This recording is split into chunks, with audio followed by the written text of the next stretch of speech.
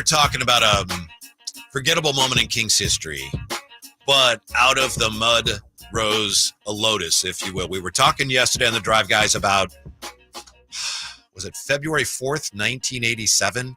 The Kings were visiting a pretty good Lakers team back then. Yeah. And the Lakers outscored the Kings 40-4 in the first quarter. 40-4. Unfortunately, the coach of the Kings was let go after that game by a furious Greg Lukenbill. But who did he hire as the head coach? Our guy. He brought up his assistant coach, who would go on from there to become a Kings icon. He joins us now, the one and only Jerry Reynolds. How are you today, Jerry?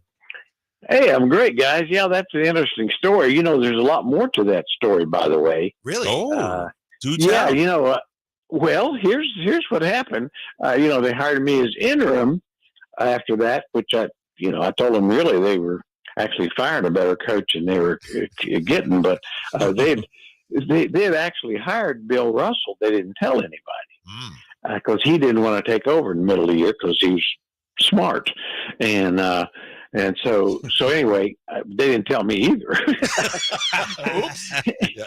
And so anyway, that was kind of the interesting part of that, as well as, things went significantly better the rest of the year. And so they felt obligated to keep me. And that was fortunate because I got to stay with Bill and Willis Reed. So that was great. I enjoyed it. But anyway, then the other part of that, the very next game was after the All-Star break, and I was the head coach, and we were playing the Lakers again in Sacramento.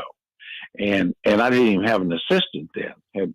Later on, we won a couple games, and they hired Don Duzzi to be my assistant, who was terrific.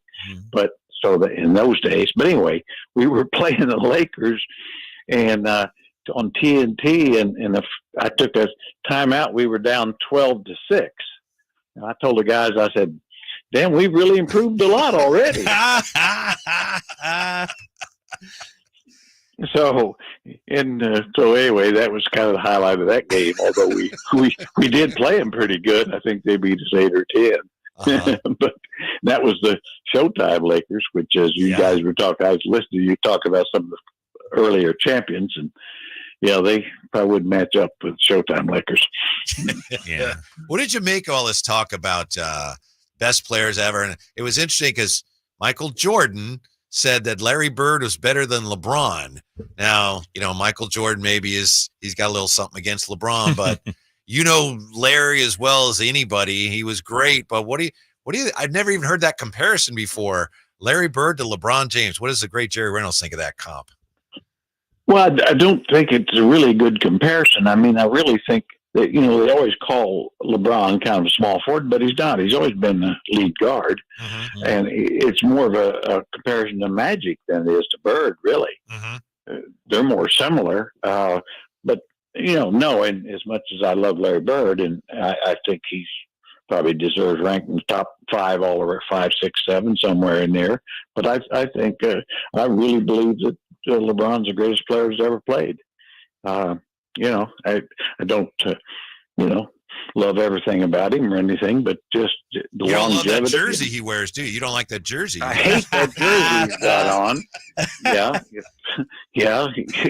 I mean, he could put on any other jersey. He could wear a Charlotte Hornet jersey, and I would really like him a lot. Jerry, we had that discussion yesterday about Bird. Where do you throw Wilt in? Because, up until 2 days ago, Whitey, you had Wilt in your top 5, and then you put Bird in the top 5. Well, how would you characterize Wilt and his standing among the all-time greats? Well, actually, I mean, really at his best, and I always say that's the way you really probably ought to gauge guys, pick out their 5 best years, because I mean, as longevity is important, but I mean, greatness is probably for when guys are at their best. But having said all that, he would really be the best, the most dominant. He wasn't the most complete player, but there's nobody could put 5 seasons together like he did. I mean, the record books are Wilt Chamberlain's records and everybody else's. Yeah. Now, people say different time, this, that, and the other. But I thought Wilt made a great statement to Jordan once. They argued about in effect, who was the best and this, that, and the other. And Wilt kind of had the final comeback. He said, well, Michael, they changed the rules because of me. Yeah. The one thing about Wilt, Jer, as you know better than any of us, 1969, I think it was, and they lost to the Celtics again. And Jerry West was very frustrated because they always lost. And they asked him about Wilt, and he said, Wilt Chamberlain is a better rebounder than Russell, a better scorer, overall a better player. But he said, but for one game, I would take Bill Russell. And Jerry West said, I regretted saying that. It was the dumbest thing I ever said. But he did say it, and there was something about Russ when he played Jerry against Wilt. Russ just seemed to have a competitive edge, did he not? Well, yes and no. I mean, Bill could play Wilt without head up, so they didn't double him. Uh-huh. But I think Wilt's averaged like 38 against him. So, and Bill would tell you that. He said, I couldn't guard him. Yeah. But said we didn't have to. I always thought that was interesting. He said we didn't have to double him, and felt like if he got 40 points, we could still beat him. Mm-hmm. And he said, and rightly so, Bill said, hey, we had better players. I had better players with me. Mm-hmm. And I didn't have to. I couldn't score like Wilt said, but I didn't have to. I had guys who could. A bunch of guys who could really score a better roster. So, it was the interesting times. And I think that Wilt was nobody likes a Goliath. I mean, that's really kind of true, Yeah. A little bit like Shaq in a sense, as a player. I mean, as a person, hard not to like him. Mm-hmm. But, I guess my statement on the best top 10, very simple. I've got 40 guys in my top 10. Right. There you go. Hey, Jerry, as we spin it forward to today's Sacramento Kings, we've been talking about Zach LaVine. We'll talk about him in a minute. But one of the things me and Whitey, settled on this last segment is a way to improve the Sacramento Kings is, A, go out there, bring Malik back. B, go out there, trade, hopefully for a Zach LaVine type or somebody like that. B, use your mid-level, your full mid-level, get some talent. Like, we wanted all this offseason. Draft pick, exactly. Like, it's not just one magic pill. How do you view this offseason for Sacramento? Is this the time to, call in all your chips and do everything and really put this team and upgrade this talent level right now? I think you have to. I'm with you guys. I mean, it's easy to say, hard to do, and I don't know if it can be done. Mm-hmm. But the West is going to get tougher, guys. The Spurs are going to get better. The Rockets are going to get better. Memphis will come back from all the injuries. You have to get better, and I don't think you can get better if you lose Monk, number one. Right. And so hopefully you keep him, and then I would say the thing about free agency, that's the best way to get better, but you better start by keeping your own and then stealing somebody else's. Mm-hmm. I think they've got to, definitely look certainly at trades. I mean, that's sure the draft itself. If you could probably trade the pick and a player and get something, a young, proven guy that fits, that would be good. But you got to prepare to take the pick, because it's also true is that Hall of Fame is full of guys who were picked 13 or lower. Yeah. I mean, and this is one of those drafts when I was talking to a couple friends and scouts and stuff, and they were saying, it's one of those things where the fifth pick probably isn't any different than the 15th. It's just a matter of somebody's opinion. It's that kind of draft. Right. You're not talking about Wembanyama or LeBron James. They're not in this draft. Mm-hmm. Do you have any thoughts, Jer, on who might be a good fit for the Kings? Well, I haven't studied it much. There's a couple of guys that I kind of like the Cody Williams kid out of Colorado. Seems like he might fit. I really like. It seemed like to me a guy that has a game that translates to the NBA quickly. I'm not saying he'd be the best fit, but Dalton Connect at Tennessee. Yes. I mean, he's 6'6", can knock down shooter, and he's athletic. He's a bigger, more athletic version of Tyler Hero. and that'll play in this league. Yeah. Yeah. Yeah. The great Jerry Reynolds, our guest here. What do you think? And I know we're all over the place here, Jerry, but what do you think of potentially free agent acquisition, Derek Jones Jr.? You think he'd be a good fit? Oh, he'd be fabulous. My goodness. I watch him and I just get so excited. And he is one of those guys that, they're out there. That's how you get, sometimes you're, like he's a guy that bounced around, but he wasn't quite ready. Now he is, and he's going to be a free agent. I don't know if Dallas can keep him, so, I think there's I think that's kind of, you need a little bit of luck, catch some of these guys on the rise. I always say, before Doug Christie wasn't Doug Christie till he got to Sacramento. Mm-hmm, mm-hmm. And Bobby Jackson wasn't Bobby Jackson until he got second. They were on 3 or 4 teams. Mm-hmm. So that's important to catch guys on the rise. Mm-hmm. And as both you guys know, not very many players that come into their original teams that are so good they just stay. Yeah.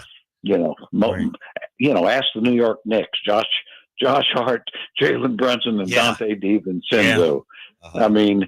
I'd be just like Dante. It's like he wasn't particularly good for the Kings or the Warriors. He's terrific for the Knicks. Yeah. No, you're right. You look at that whole Knicks team, basically. Julius Randle.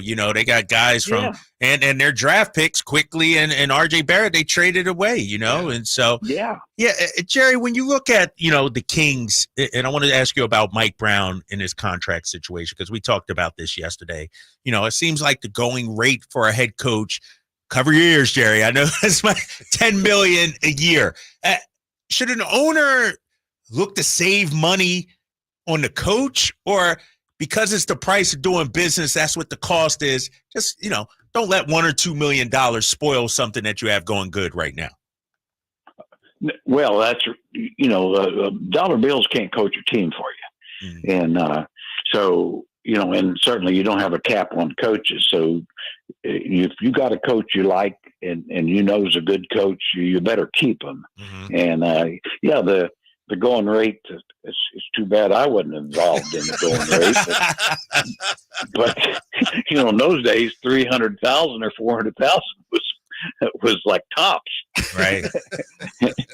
I think Larry Brown got 400,000. We thought he was greedy.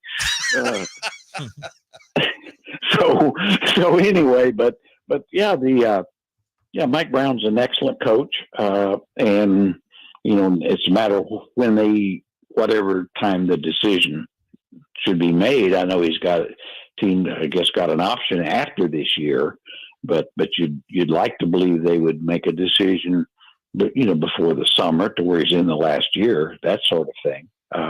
And I would think 3 years would be a good opportunity if you want to wait this season and say we'll address it in the summer. I wouldn't say that's unfair.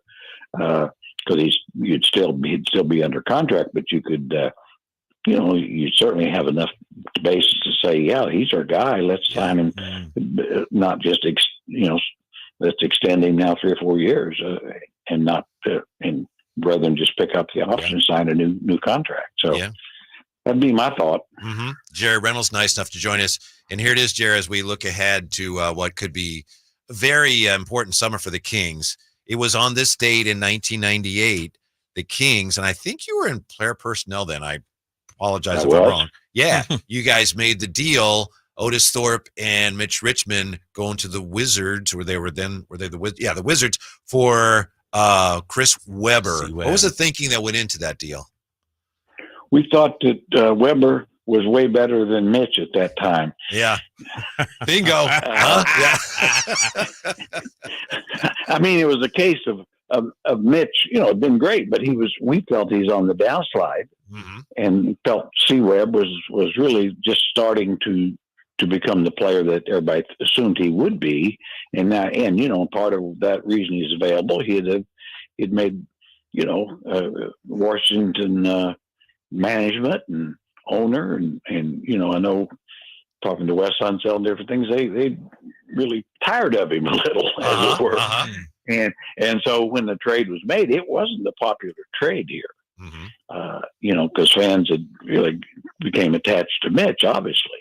And they knew that C-Webb didn't really want to come. So it wasn't popular at that time. Obviously, it was the right move, as it turned out. And then, that was also everything, kind of some of the things we're talking about now is that's how the franchise turned, because he had two rookies came in at the same time, Peja Stojakovic and Jason Williams. And, Peja had stayed a year after being drafted in Europe and then signed up Lottie as a free agent. For Lottie. And then, of course, C-Webb. So your drafts, trades, and free agency all hit. And then maybe equally as important, it really hit on a couple of free agents that weren't really wanted by anybody much, like John Barry and Scott Pollard. And Vernon Maxwell too, right? And Vernon Maxwell. Yeah. Yeah. Max was he was terrific. He was able to even keep Jay Will in line for half a year anyway. Jerry, along those lines, when we look at the job Monte McNair is doing and what he has to do, he made at the time, which was not a popular trade, trading away Tyrese and bringing in Domas. Here we are. Can you just speak to having to make those kind of decisions that may not win the press clippings or the headlines, or the fans may not sign off, but ultimately forget all the outside noise. You got to do whatever is best you think for the team. Well, yeah, it's kind of like the old saying that Jeff Petrie talked about. If you want to lead the orchestra, you have to turn your back to the audience. And I think that at some point that you got to do what you think's best for the team. And I mean, certainly that was a difficult trade to make. A young, talented point guard everybody knew was going to be terrific, but you got, quite honestly, not only the best center in this Kings history, the entire Kings history, but it's a position you didn't have at all and probably couldn't get. And then for the Kings perspective, it worked for certainly the Pacers, and they are where they are now. They also added Siakam at the break, which has a little to do with, by the way. But I mean, it made Fox better. So you actually, I always say that trade made two positions. Right. You improved two positions, and it has nothing to do with the star power of Tyrese. He's terrific, but as it was, if you just had two guards and no center, right now, I don't know how good you'd feel about being in the West at all. Not good. Right. Yeah. And I want to ask you about Domas and his defense, because I admit my feeling has been very willing defender, just a subpar defender. But we know that he got a vote for Defensive Player of the Year. He picked up a couple of votes here in the all defensive teams, which came out today. Didn't make the team, but got some votes. Is he a better defender than some of us have given him credit for being, Jer? Probably, but you're right in what I think you think. In that I don't think he doesn't protect the rim well. He's just simply not long enough and lively enough. That's his weakness. But he's probably by far, from what I've seen, the best center in the league as far as switching out on wings and things of that nature. And he will play every play. Yeah. And I mean, that not very many do. Right. So yeah, I think, it's a little mixed bag. That's why I've always said, I think with the right kind of mixture, he could guard, you could play him at the 4 defensively without any problem. Here we go, Drapes. You think so? Yeah, but we've seen that. Yes, we've seen that, though. But what about offensively? How do you see that working out on the other end? Don't you need a spacing big man, a guy that can knock down some perimeter shots? Couldn't agree more, Kyle. I think that's what I'd say is that you might have somebody that could defend the paint, but also make threes. Someone. I just use an example. I mean, ideally somebody like Justin Jackson Jr. at Memphis. Who can't get a rebound or doesn't, but he sure protects the paint and he can shoot. And that's what you're Now, it's easy to say, hard to find, that sort of thing. Yeah. But somebody that preferably could guard the center position defensively and protect the basket better, but offensively is very comfortable, on the perimeter. I think, a guy that I haven't been real high on, but may be available, but I like better now that you look around, is like John Collins. I'm a John Collins guy. That I think with Domas would be a very good fit. See, I don't know what to think about players anymore, because I used to think, I'm not a big John Collins guy, not a big Zach LaVine guy, and now Jerry's like, those guys would be good fits, and now I got to reevaluate everything I think, Jerry. Hold on. Hey, Jerry, I've been saying that for 7 months to this guy. You come on one time and bring up John Collins, he's like, I might have to look at. I've been saying John Collins for 7 months, Jerry. Well, Kyle, you've probably been right for 7 months. I just kind of came over to the dark side recently, partly out of desperation, saying, man, they got to get some athletes in here. Yeah. And, it's like with Zach, he's such a terrific athlete. I always thought he's a ball stopper and a little bit too isocentric, so to speak. But I do think that probably with Domas, a lot of that problem would go away. Yeah. And he can damn sure go get a shot. Yeah. And I do think that's kind of why I like those two guys a little better than I wanted to like them. Right. I think there's a fit there for him. Yeah. Mm-hmm. Gotcha. I'll just have to reevaluate. Yeah, just look at. I was going to say, well, like I say, Kyle was probably right on. I came late to the party, but I'm there now. I'm patting myself on the back now, Jerry. And here's the one thing we know about Whitey. One day he'll think one thing. The next day he'll wake up and think something entirely different. Wilt went from 5 to 6 on his list, and Wilt ain't played the game in 40 years. So, we know he'll change his mind. Well, that's the key, I think, in a lot of things, is stay firmly on that fence. Absolutely, Jerry. Just straddle the crap out of it. Yeah. I got 40 players in my top 10. He said it best. Thanks, Coach. That's me. Yeah. As, always being a front runner. You know me, Whitey. We appreciate it. Thank you very much. We'll talk to you soon. All right. See you guys. All right, Jerry. Thanks, Interesting stories about when Jerry took over as coach of the Kings, and the real story behind the acquisition of Chris Webber. Yes. Now guess who's coming up? Did you line this up, or did Jay? No, Jay lined this up. Our guy. Yeah. Our series of Kings media exit interviews continues. We're going to catch up for the first time in a long time with former King Matt Barnes. He joins us next. Drive Guys, Sactown Sports. You never know what you might hear